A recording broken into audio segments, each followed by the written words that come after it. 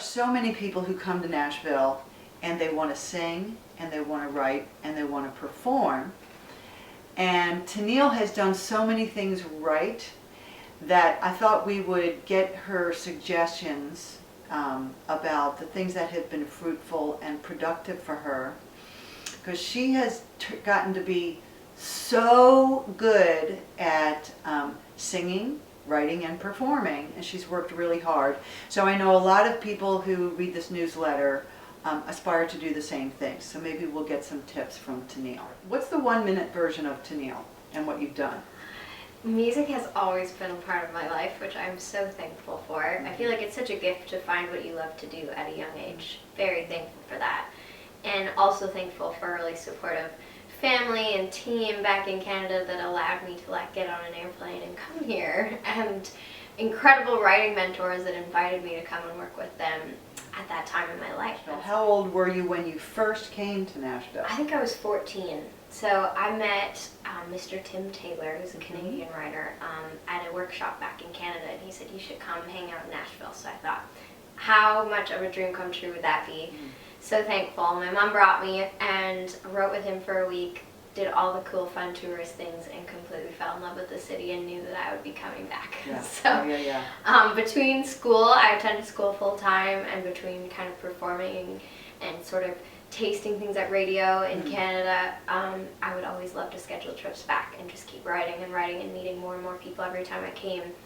And just learning in general, like coming and meeting people like you and having fabulous lessons. I feel like so much more confident walking into writers' rooms now with this whole cool vocabulary of guitar world, that, and even just the number system.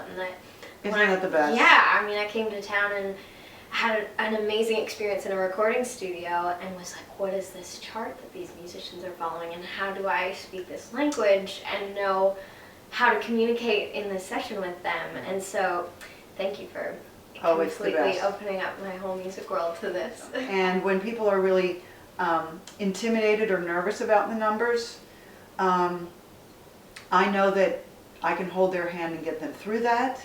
Yes. You are not. You love the numbers. I didn't have to persuade you or reassure you about that. You were eager to learn the number system. So you came to Nashville when you were 14, and then you were sort of going back and forth for a while, for a few years, while you did a lot of exciting things in Canada. What were you doing all this time in Canada? I am thankful for the way that music reaches out to people, and I love to be a part of projects that connect that for me. I'm really proud to have witnessed my community come together for a fundraiser that we do every year in February called Big Hearts for Big Kids. So I was 15 the first year that came to be, and invited some music friends and went door to door to local businesses and asked people to kind of be a part of this, and it was absolutely life-changing watching my community come together for our local youth shelter. And I think what you're leaving out is maybe that this was your idea and that you spearheaded it and made it happen, and you were only 15. What was I doing when I was 15? Not that. The night of our first event, we raised $30,000, which exceeded any potential vision that I would have ever dreamed to have seen music be able to do. Wow. And a community be able to do. And this event has been happening, this coming February will be our 7th year. And to date, we've raised over $775,000. So it's been pretty crazy. So something happened a couple years back where you took a step up in your game. Yes, once I finished high school, I actually came off of a school tour that I did, putting in some hours on the road, feeling what that was like, and then decided when that tour ended that I wanted to get back to the creative side of things and focus on the craft of songwriting for a while. So I packed up my Tacoma truck, and my dad and I drove from Grand Prairie, Alberta, all the way here. That's kind of a long drive. Yes, it was 45 hours in the winter. I'm never complaining about a long drive again. Okay.